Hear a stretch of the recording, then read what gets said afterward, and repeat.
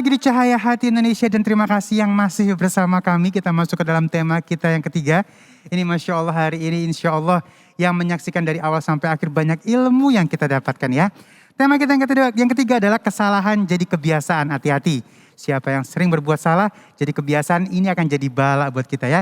Insya Allah akan dibahas oleh guru kita yang dimuliakan Allah Subhanahu Wa Taala, Al Ustadz Hasan Kosasi. Allahumma sholli ala Sayyidina Muhammad.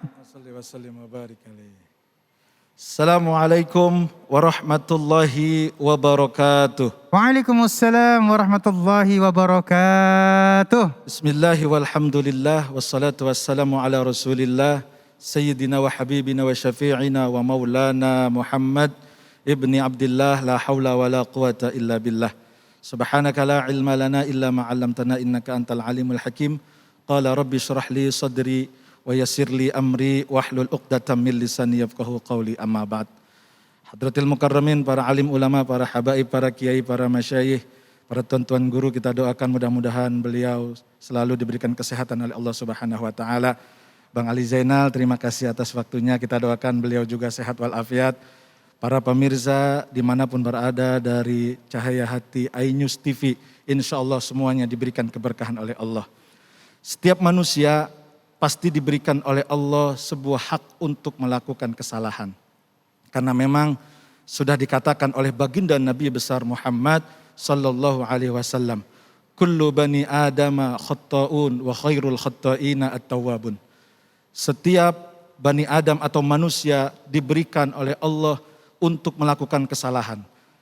Banyak yang melakukan kesalahan, tetapi orang-orang yang terbaik adalah orang-orang yang mau bertaubat dengan kesalahannya. Inilah poin terpenting dari kita. Siapapun kita, apapun kita, semuanya pernah melakukan kesalahan. Semuanya pernah melakukan kekhilapan. Dan tatkala kekhilapan itu sudah kita perbuat, apa yang harus kita kerjakan? Yaitu kembali kepada Allah Subhanahu wa taala. Kita bertaubat, mengucapkan istighfar, memohon ampunan agar semua yang kita lakukan dalam kesalahan itu dimaafkan dan diampuni oleh Allah Subhanahu wa taala. Tapi sayangnya manusia-manusia yang tadinya berbuat salah lalu dia kembali kepada jalan taubat. Dia sudah memohon ampun kepada Allah Subhanahu wa taala. Tapi masih banyak di antara mereka yang melakukan kesalahan-kesalahan tersebut. Mereka mengulangi, mereka melanjutkan, dan mereka melakukan perbuatan-perbuatan dosa tersebut. Dan inilah hal yang sangat dibenci oleh Allah Subhanahu wa taala. Bahkan baginda Nabi Muhammad sallallahu alaihi wasallam pernah memperingatkan kepada kita, iyyakum wa muhaqaratidz dzunub. Oleh karenanya kalian hindari dari diri kalian untuk mengulangi perbuatan-perbuatan dan menganggap perbuatan-perbuatan dosa secara remeh. Jangan kalian meremehkan apa yang menjadi perbuatan dosa sekecil apapun.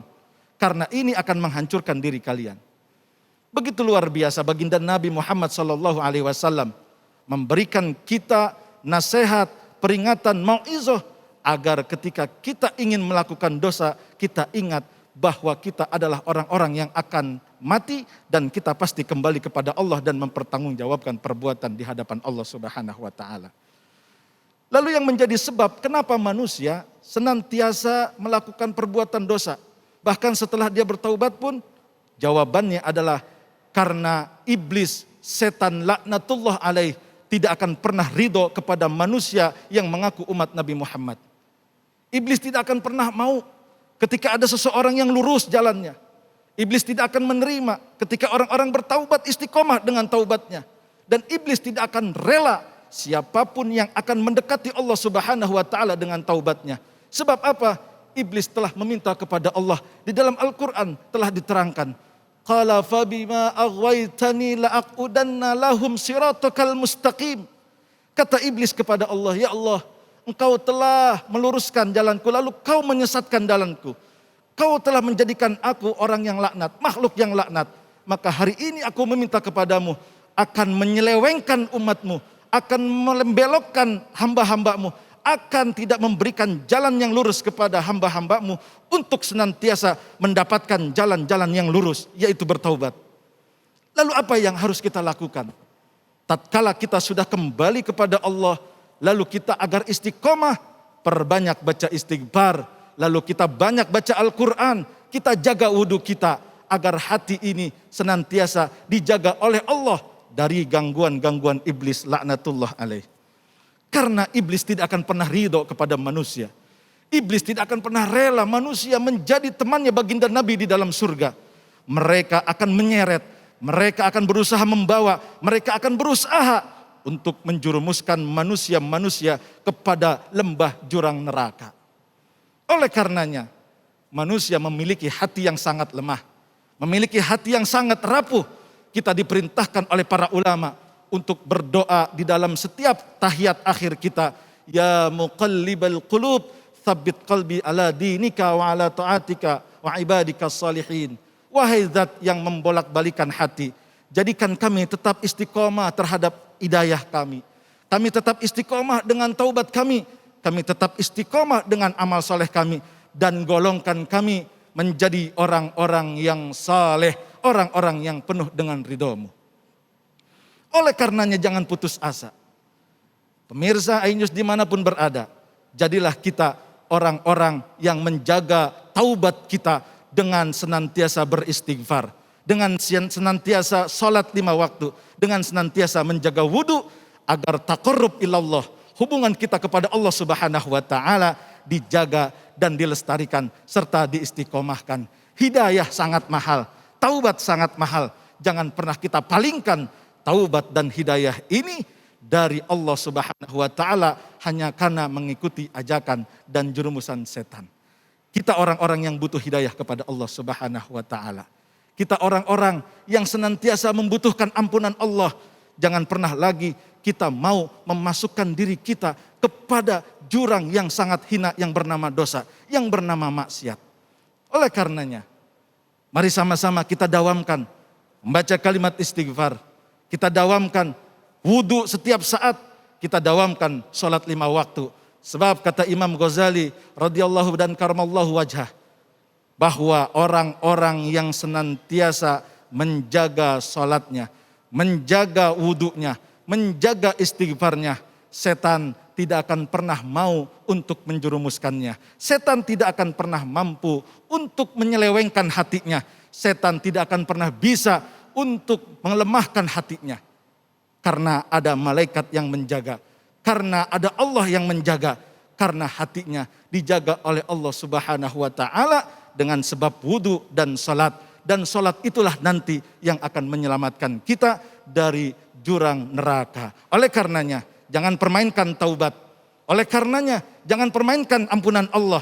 Dan kita adalah orang-orang yang pernah salah, tapi kita tetap diberikan ampunan oleh Allah. Kita tetap diberikan kesempatan untuk meminta ampun kepada Allah. Innallaha ghafurur rahim. Allah zat yang maha memberikan ampunan dan zat yang maha belas kasih terhadap dosa-dosa hambanya. Ini harus menjadi catatan penting. Ini harus menjadi kalimat yang penting. Bahwa taubat akan bisa mengakhiri semua kemaksiatan dan dosa kita. Baginda Rasul memesankan kepada kita dalam sabdanya, wa atbi'is sayyi'atal hasanata tamhuha. Ikutilah olehmu, ikutilah oleh kalian perbuatan salah oleh kebaikan, perbuatan dosa dengan taubat. Ikutilah perbuatan yang buruk dengan perbuatan yang baik. Dengan harapan ketika kita berbuat salah, ketika kita berbuat maksiat, ketika kita berbuat dosa, lalu kita mengikuti dengan kebaikan, mengikuti dengan amal soleh, mengikuti dengan istiqomah, mengikuti dengan apa yang dikatakan oleh baginda Nabi untuk menjaga hidayah. Maka itulah golongan orang-orang yang akan diberikan tempat yang paling indah di dalam surga, yaitu Darun Naim, tempat yang paling nikmat disediakan untuk mereka yang menjaga taubatnya sampai akhir hayatnya, sampai dia berpisah jasad ruhnya, sampai dia diberikan oleh Allah akhir hayat dan diberikan kesempatan akhir hayatnya mampu mengucapkan kalimat La ilaha illallah Muhammadur Rasulullah. Dan pada akhirnya kita digolongkan oleh Allah karena taubat kita, karena ampunan kita kepada Allah, karena kita memohon kepada Allah untuk mendapatkan ampunan.